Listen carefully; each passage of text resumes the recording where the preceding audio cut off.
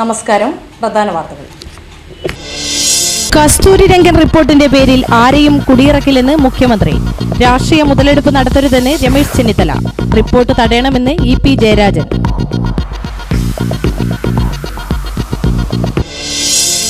വെള്ളിത്തിരയിലെ സാഹസികതയുടെ രക്തസാക്ഷിത്വത്തിന് 33 വയസ്സ്. ജയന്റെ ഓർമ്മയിൽ ജന്മനഗരം.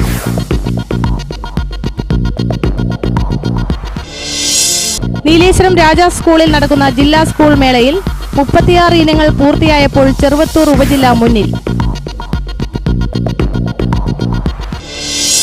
വാർത്തകൾ വിശദമായി.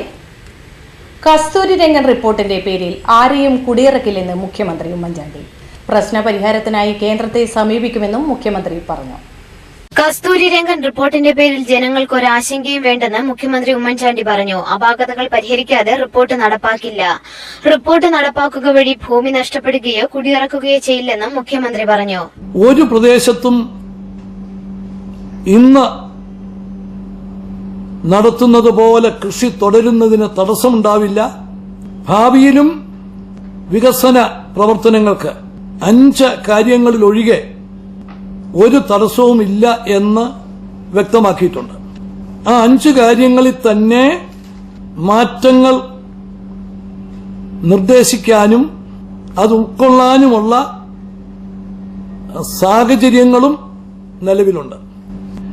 ഈ സാഹചര്യത്തിൽ ഒരു വിധത്തിലുള്ള ആശങ്കയ്ക്ക് അവകാശമില്ല. കസ്തൂരി രംഗൻ റിപ്പോർട്ടിന്മേൽ നടന്നുവരുന്ന സമരങ്ങളിൽ നിന്നും അക്രമങ്ങളിൽ നിന്നും ജനങ്ങൾ പിൻവാങ്ങണം. പരിസ്ഥിതി സംരക്ഷണം ലക്ഷ്യമിട്ടാണ് ഗാഡ്ഗിൽ കമ്മിറ്റി റിപ്പോർട്ട് തയ്യാറാക്കിയത്. ഇത് ബോധ്യപ്പെട്ട സാഹചര്യത്തിലാണ് പശ്ചിമഘട്ടം ഉൾപ്പെടുന്ന 6 സംസ്ഥാനങ്ങളും റിപ്പോർട്ടിനെതിരെ ശബ്ദമുയർത്തിയത്. എന്നാൽ സംസ്ഥാനത്തിന്റെ ആവശ്യം പരിഗണിക്കാതെ കേന്ദ്ര സർക്കാർ തിടുക്കത്തിലിറക്കിയ വിജ്ഞാപനമാണ് നിലവിലെ പ്രശ്നങ്ങൾക്ക് കാരണമെന്ന് മുഖ്യമന്ത്രി പറഞ്ഞു. കസ്തൂരി രംഗൻ റിപ്പോർട്ടിലുള്ള പോരായ്മകൾ പരിഹരിക്കുകയോ ഇത് സംബന്ധിച്ച നിർദ്ദേശങ്ങൾ വെച്ച സംസ്ഥാനങ്ങളോട് ചർച്ച ചെയ്യുകയോ ചെയ്യാതെ ഏകപക്ഷീയമായി നോട്ടിഫിക്കേഷൻ ഇറക്കിയ നടപടിയാണ് ഇന്ന് വ്യാപകമായ പ്രതിഷേധം ഉളവാക്കിയിരിക്കുന്നത്. അത് വീണ്ടും കേന്ദ്ര ഗവൺമെന്റിന്റെ ശ്രദ്ധയിൽ കൊണ്ടുവരികയും ജനങ്ങളെയും കൃഷി ഉൾപ്പെടെയുള്ള ജീവനോപാധികളെയും ഒരു വിധത്തിലും ബാധിക്കാത്ത വിധത്തിൽ മാത്രമേ കസ്തൂരി രംഗൻ റിപ്പോർട്ട് സംബന്ധിച്ച് അവസാന രൂപം ഉണ്ടാകത്തുള്ളൂ എന്ന് വ്യക്തമാക്കാൻ ആഗ്രഹിക്കുകയാണ്. മറ്റു പല സംസ്ഥാനങ്ങളെയും അപേക്ഷിച്ച് കേരളത്തിന്റെ വനവിസ്തൃതി കൂടുതലാണ്. പക്ഷേ ഇതൊന്നും മനസ്സിലാക്കാതെയാണ് കേന്ദ്ര സർക്കാരിന്റെ നടപടി. പ്രശ്നപരിഹാരത്തിനായി കേന്ദ്രത്തെ സമീപിക്കുമെന്നും മുഖ്യമന്ത്രി കൂട്ടിച്ചേർത്തു. കസ്തൂരി രംഗൻ റിപ്പോർട്ട് സംബന്ധിച്ച മലയോര മേഖലയ്ക്ക് ആശങ്ക വേണ്ടെന്ന് KPCC പ്രസിഡന്റ് രമേശ് ചെന്നിത്തല. രാഷ്ട്രീയ മുതലെടുപ്പ് നടത്തരുതെന്നും സമരം അക്രമത്തിന്റെ മാർഗത്തിലേക്ക് തിരിച്ചുവിടരുതെന്നും രമേശ് ചെന്നിത്തല ആവശ്യപ്പെട്ടു. ഞാൻ ഇതിന്റെ വസ്തുതകൾ മനസ്സിലാക്കിയതിന്റെ വെളിച്ചത്തിലാണ് ഞാൻ പറയുന്നത്. കാരണം ഇത് ആളുകൾ മനസ്സിലാക്കണം. അനാവശ്യമായ ബഹളങ്ങളിലേക്കാൾ ഇനിയും നമുക്ക് സമയമുണ്ട്. അവരെ കുടിയിറക്കാൻ നമ്മൾ സമ്മതിക്കില്ല. അവരുടെ വസ്തുക്കൾ നശിപ്പിക്കാൻ നമ്മൾ സമ്മതിക്കില്ല. അവർക്ക് അവരുടെ താല്പര്യങ്ങൾക്ക് ഹാനികരമായ ഒരു കാര്യത്തിൽ നടപടി സ്വീകരിക്കാൻ നമ്മൾ സമ്മതിക്കില്ല. മലയോര മേഖലയെ ആശങ്കയിലാക്കി നടപ്പിലാക്കാൻ ശ്രമിക്കുന്ന കസ്തൂരി രംഗൻ റിപ്പോർട്ട് നിർത്തലാക്കണമെന്ന് EP ജയരാജൻ ആവശ്യപ്പെട്ടു. കർഷകരുടെ ആശങ്ക ദൂരീകരിക്കാതെ ചർച്ച കൂടാതെ നടപ്പിലാക്കാൻ ശ്രമിക്കുന്ന കസ്തൂരി രംഗൻ റിപ്പോർട്ടിനെതിരെ കർഷക സംഘടനകളുടെ ആഭിമുഖ്യത്തിൽ ശക്തമായ സമരപരിപാടികൾ സംഘടിപ്പിക്കുമെന്നും EP ജയരാജൻ പറഞ്ഞു. കർഷകരുമായും കർഷക സംഘടനകളുമായും ചർച്ച നടത്താതെ ധൃതി പിടിച്ച് കസ്തൂരി രംഗൻ റിപ്പോർട്ട് നടപ്പിലാക്കാൻ ശ്രമിക്കുന്നത് നിർത്തലാക്കണമെന്ന് EP ജയരാജൻ ആവശ്യപ്പെട്ടു. പരിസ്ഥിതിക്ക് കോട്ടം തട്ടാതെ കൃഷിയെ സംരക്ഷിക്കണമെന്ന കാര്യത്തിൽ തർക്കമില്ല. എന്നാൽ കേന്ദ്ര ഗവൺമെന്റ് ധൃതി പിടിച്ച് വേണ്ടവിധം ചർച്ച ചെയ്യാതെയാണ് റിപ്പോർട്ട് നടപ്പിലാക്കാൻ ശ്രമിക്കുന്നത്. മലയോര മേഖലയിലെ കർഷകരടക്കമുള്ളവർ വല്ലാത്ത ആശങ്കയിലാണ്. പശ്ചിമഘട്ടത്തെ പരിസ്ഥിതി ദുർബല പ്രദേശമായി പ്രഖ്യാപിച്ചതിനാൽ ഈ ഭാഗങ്ങളിലെ ജനങ്ങളെ മാറ്റിപ്പാർപ്പിക്കേണ്ടി വരും. ഇങ്ങനെ വന്നാൽ ഇടുക്കിയിലെ ഭൂരിഭാഗം ജനങ്ങളെയും മാറ്റിപ്പാർപ്പിക്കേണ്ടി വരും എന്ന സ്ഥിതിയാണ്. ജനങ്ങൾ ഇതിൽ വല്ലാത്ത ആശങ്കയിലാണെന്നും EP ജയരാജൻ പറഞ്ഞു. ഈ പശ്ചിമഘട്ട പ്രദേശങ്ങളിലുള്ള കൃഷിക്കാരിൽ പ്രത്യേകിച്ച് കേരളത്തിൽ ഏതാണ്ട് 42 താലൂക്കുകളിലായിട്ട് 123ഓളം വരുന്ന വില്ലേജുകൾ ഈ കസ്തൂരി രംഗൻ റിപ്പോർട്ടിൻ്റെ അടിസ്ഥാനത്തിൽ പരിസ്ഥിതി ദുർബല പ്രദേശങ്ങളായി കണക്കാക്കിയിരിക്കുകയാണ്. അങ്ങനെ വരുമ്പോൾ ആ പ്രദേശത്ത് ജനവാസം ഉള്ള ഏറ്റവും ജനങ്ങൾ തിങ്ങിപ്പാർക്കുന്ന പ്രദേശങ്ങളാണ് ഇതിൽ മഹാഭൂരിപക്ഷ പ്രദേശങ്ങൾ. ഈ പ്രദേശങ്ങളിലുള്ള കൃഷിക്കാർ എത്രയോ വർഷക്കാലമായി വീട് വെച്ച് കൃഷി ചെയ്ത് ഫലങ്ങൾ അനുഭവിച്ചുകൊണ്ടിരിക്കുന്ന കൃഷിക്കാർ ചെറുകിട കച്ചവടങ്ങൾ, ചെറുകിട വ്യവസായങ്ങളൊക്കെ ആയിട്ട് നിറഞ്ഞു നിൽക്കുന്ന പ്രദേശങ്ങൾ, കച്ചവട സ്ഥാപനങ്ങളും ചെറു പട്ടണങ്ങളായി വികസിച്ചു വന്നിട്ടുള്ള ഗ്രാമീണ പ്രദേശങ്ങൾ, ഇവിടെയെല്ലാമുള്ള ജനങ്ങളിൽ ഇത് പൂർണ്ണമായും ഒഴിവാക്കപ്പെടും, ജനവാസ മേഖലകളിൽ നിന്നും ജനങ്ങൾ ഒഴിവാക്കപ്പെടും എന്ന നിലയിലുള്ള ഭയവും ഉത്കണ്ഠയും ഉണ്ടായി. അതുകൊണ്ട് കസ്തൂരി രംഗൻ റിപ്പോർട്ട് നടപ്പിലാക്കരുത് എന്നുള്ള അഭിപ്രായം ഉയർന്നു വന്നു. ഏലം പരിസ്ഥിതിയുടെ അന്തകനാണെന്നാണ് റിപ്പോർട്ടിലെ മറ്റൊരു കണ്ടെത്തൽ. കേന്ദ്ര സംസ്ഥാന സർക്കാരുകൾ ഈ ബ്യൂറോക്രാറ്റിക് റിപ്പോർട്ടിനെ അംഗീകരിക്കുന്ന നിലപാടാണ് സ്വീകരിച്ചിരിക്കുന്നത്. കസ്തൂരി രംഗൻ ഈ മേഖലയിൽ എക്സ്പെർട്ട് അല്ല.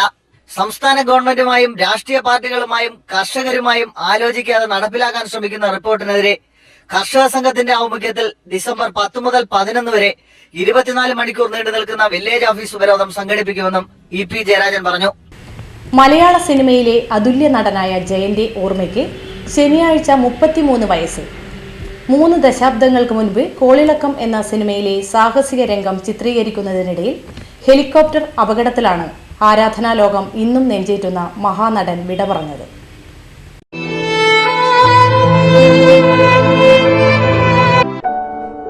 കൊല്ലം കൊട്ടാരം വീട്ടിൽ മാധവൻ പിള്ളയുടെയും ഭാരതിയമ്മയുടെയും മൂത്ത മകനായിട്ടാണ് കൃഷ്ണൻ നായർ എന്ന ജയൻ പിറന്നത്. ജയന് ഒരു സഹോദരൻ മാത്രമേ ഉള്ളൂ. അഭിനയമോഹവുമായി നടക്കുന്ന കൃഷ്ണൻ നായരെ JC-യുടെ ശാപമോക്ഷത്തിലേക്ക് ശുപാർശ ചെയ്തത് ജോസ് പ്രകാശ് ആയിരുന്നു. അദ്ദേഹം തന്നെയാണ് കൃഷ്ണൻ നായർക്ക് ജയൻ എന്ന പേരിട്ടതും. ജയൻ SSLC വരെ പഠിച്ചുള്ളൂ. അതിനുശേഷം നേവിയിൽ ചേർന്നു. നേവിയിലെ ഉദ്യോഗ ജീവിതത്തിനിടയിലാണ് തന്റെ ജന്മസിദ്ധമായ അഭിനയവാസനയ്ക്കുള്ള പ്രോത്സാഹനം ജയന് ലഭിച്ചത്. നേവിയിൽ വാർഷികങ്ങളിൽ പല നാടകങ്ങളിലും ജയൻ അഭിനയിക്കുമായിരുന്നു. അന്നത്തെ അഭിനയ പരിചയവും സഹപ്രവർത്തകരുടെയും സുഹൃത്തുക്കളുടെയും പ്രോത്സാഹനവുമാണ് പിന്നീടുള്ള സിനിമാ ജീവിതത്തിന് തിളക്കമുണ്ടാക്കിയത്. ജയൻ 16 വർഷം നേവിയിൽ ഉദ്യോഗസ്ഥനായിരുന്നു. എന്നാൽ കലശലായ അഭിനയമോഹം ജയനെ ജോലി ഉപേക്ഷിക്കാൻ നിർബന്ധിതനാക്കി.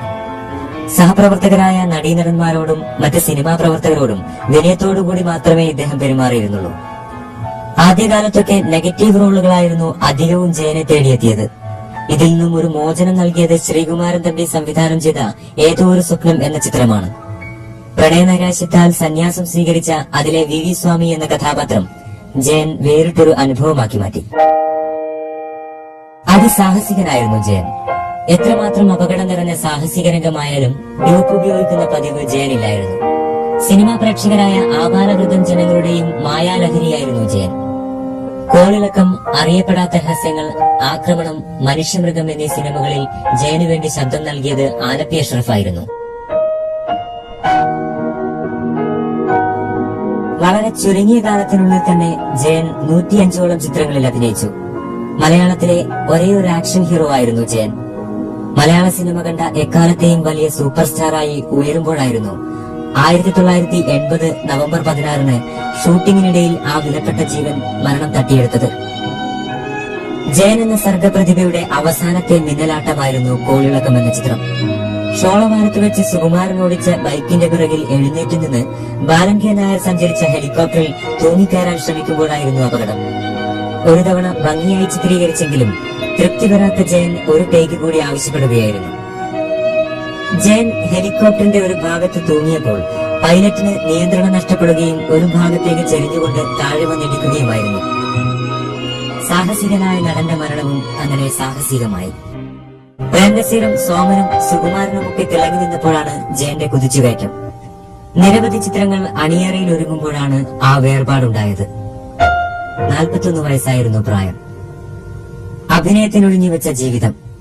അവിവാഹിതനായ ജയനിലൂടെ ഒരു അധ്യായമാണ് അവസാനിച്ചത്.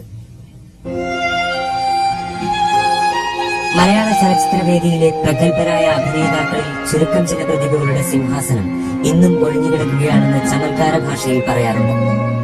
അതിന് തെളിവായി ജയൻ എന്ന മഹാനടന്റെ സിംഹാസനം നികത്താനാവാത്ത നഷ്ടമായി ഇന്നും ഒഴിഞ്ഞുകിടക്കുന്നു.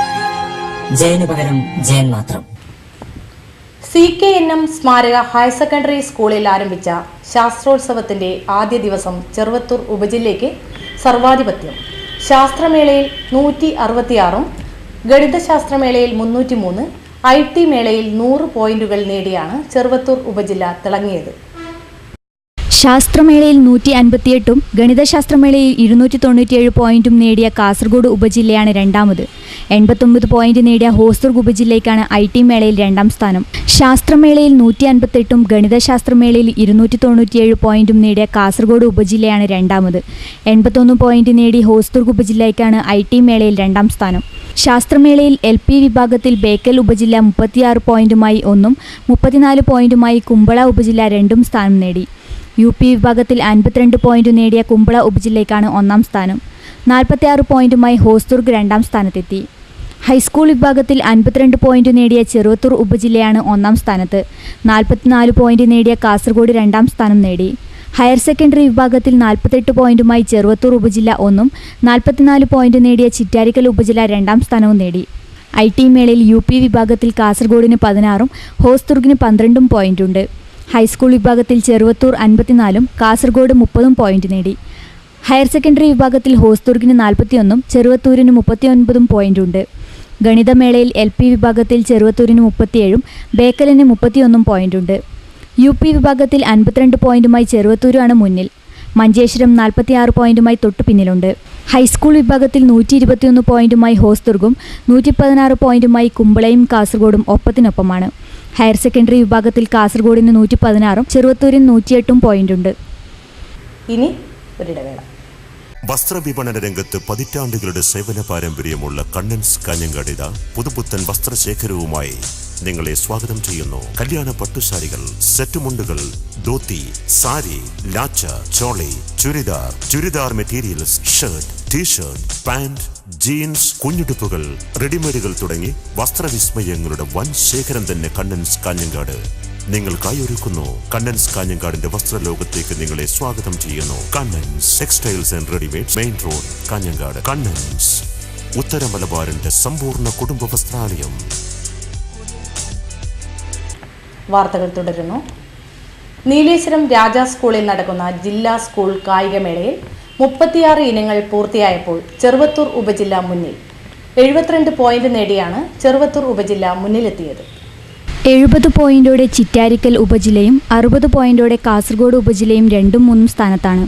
ആതിഥേയരായ ഹോസ്ദുർഗ് 39 പോയിന്റ് നേടി 4ാം സ്ഥാനത്താണ്. ലോങ് ജമ്പിൽ നായന്മാർമുല TIHSSലെ KS രസ്ന റെക്കോർഡിട്ടു. NA നെല്ലിക്കുന്ന് MLA ഉദ്ഘാടനം ചെയ്തു. നീലേശ്വരം നഗരസഭാ അധ്യക്ഷ V ഗൗരി അധ്യക്ഷത വഹിച്ചു. Block panchayat president TV Govindan, നഗരസഭാ ഉപാധ്യക്ഷ TV ശാന്ത, മുൻ പ്രഥമാധ്യാപകൻ KC മാനവർമ്മരാജ എന്നിവർ സംസാരിച്ചു. PTA പ്രസിഡന്റ് എറുവാട്ട് മോഹനൻ സ്വാഗതവും K അമൃത ടീച്ചർ നന്ദിയും പറഞ്ഞു. DDE office administrate officer B Jayakumar പതാക ഉയർത്തി. മാർച്ച് പാസ്റ്റും നടന്നു. ചെമ്മനാട് സ്കൂളിൽ നിന്ന് ദീപശിഖയും എത്തി. മേളയുടെ രണ്ടാം ദിവസമായ ശനിയാഴ്ച രാവിലെ 8-ന് മത്സരങ്ങൾ ആരംഭിച്ചു. കേരളത്തിലെ ചില കോളേജുകൾക്ക് സ്വയംഭരണാവകാശം നൽകാനുള്ള നീക്കത്തിനെതിരെ പ്രതിഷേധവുമായി Kerala private college teachers association രംഗത്ത്. തീരുമാനം പുനഃപരിശോധിക്കണമെന്നും അധ്യാപകരുടെ പെൻഷൻ പ്രായം ഏകീകരിക്കണമെന്നും അസോസിയേഷൻ ആവശ്യപ്പെട്ടു. ഈ ആവശ്യങ്ങൾ മുൻനിർത്തി ഈ മാസം 16-ന് സെക്രട്ടേറിയറ്റ് ധർണ നടത്തുമെന്നും KPCTA general secretary professor B Harikumar വാർത്താസമ്മേളനത്തിൽ അറിയിച്ചു. 2013-14 കേന്ദ്ര സർവകലാശാലയ്ക്ക് 105 കോടി രൂപയുടെ ബജറ്റ് കേന്ദ്ര സർവകലാശാലയുടെ പ്രവർത്തനങ്ങൾ നേരിൽ കാണാനെത്തിയ കേന്ദ്ര മാനവ വിഭവശേഷി ജോയിന്റ് സെക്രട്ടറി AK സിംഗ് അറിയിച്ചതാണിത്. രാവിലെ സർവകലാശാലയുടെ പെരിയ ആസ്ഥാനം സന്ദർശിച്ച AK സിംഗ് പുതുതായി നിർമ്മിച്ച കെട്ടിടങ്ങൾ കണ്ട് വിലയിരുത്തി. പ്രധാന വാർത്തകൾ ഒരിക്കൽ കൂടി. കസ്തൂരി രംഗൻ റിപ്പോർട്ടിന്റെ പേരിൽ ആരെയും കുടിയിറക്കില്ലെന്ന് മുഖ്യമന്ത്രി.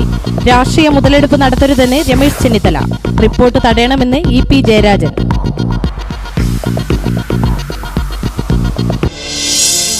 വെള്ളിത്തിരയിലെ സാഹസികതയുടെ രക്തസാക്ഷിത്വത്തിന് 33 വയസ്സ്. ജയന്റെ ഓർമ്മയിൽ ജന്മനഗരം.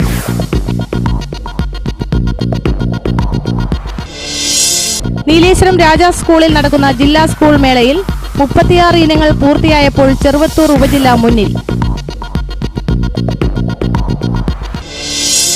വാർത്തകൾ കഴിഞ്ഞു. നമസ്കാരം.